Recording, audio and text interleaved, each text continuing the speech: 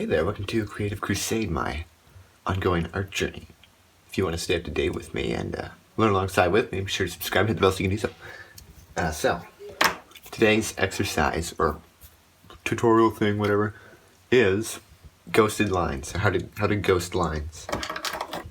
Alright, so first, you're going to need 2 points anywhere on your page. And essentially what you're trying to do is to just draw a straight line between the two, but you're going to essentially like preview it by you're not going to draw it, you're going to have your pen slightly above the paper, so you're going to like pretend you're drawing it, and then you're going to shoot for it once you feel you got it down. So you're just going to fill your page with some dots and places.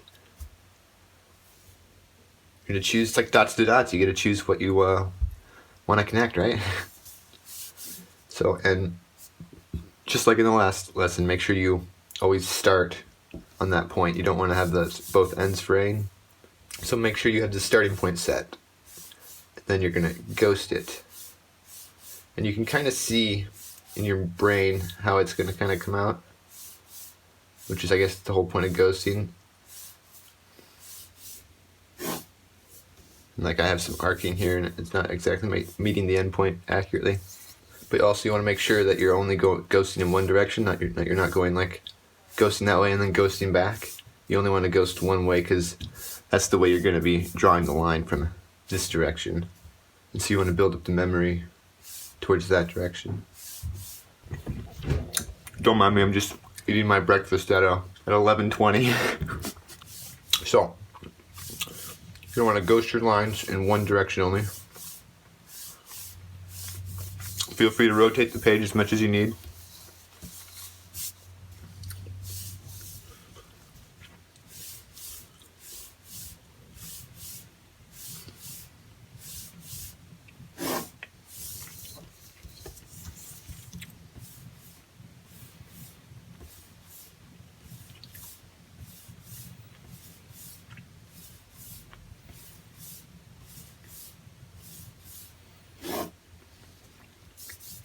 This line's kind of wobbly.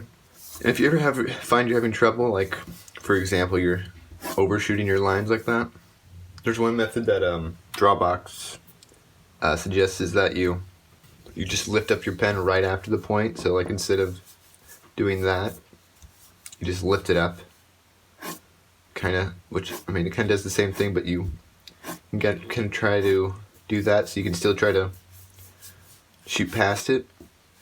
Or what I do is I just try to ghost only up to that point, and that seemed to work okay for me. Yeah, I need to practice this a lot more.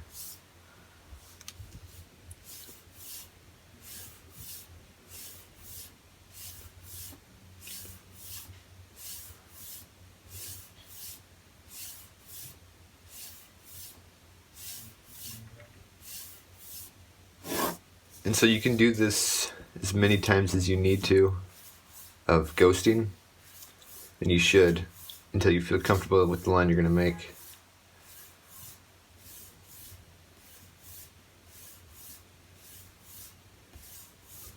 And if you see there's ever arcing like that a little bit, you can always try to arc it the opposite way. At least it's a little bit straighter.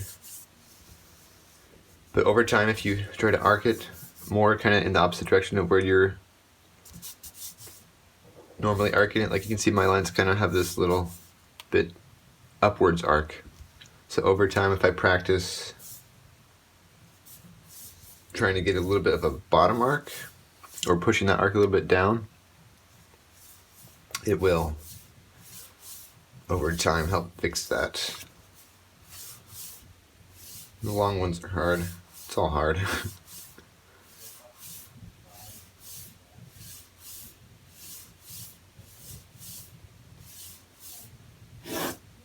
That one was terrible. But anyway, this is what you do for the ghosting lines exercise. It's a really useful technique for drawing lines in all applicants. Also, you can reuse lines. I like to do that. Although it can be kind of cluttersome if you do that.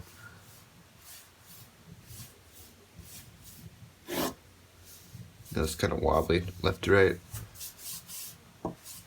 I'm also used to, here's my excuse as to why I suck right now. I'm used to drawing on that drawing board I mentioned earlier. So flat surface is a little bit I'm not used to drawing on flat surfaces.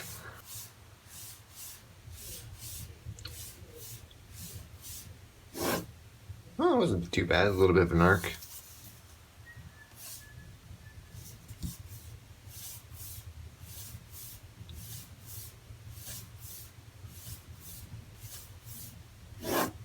A good way to check your work is use a ruler.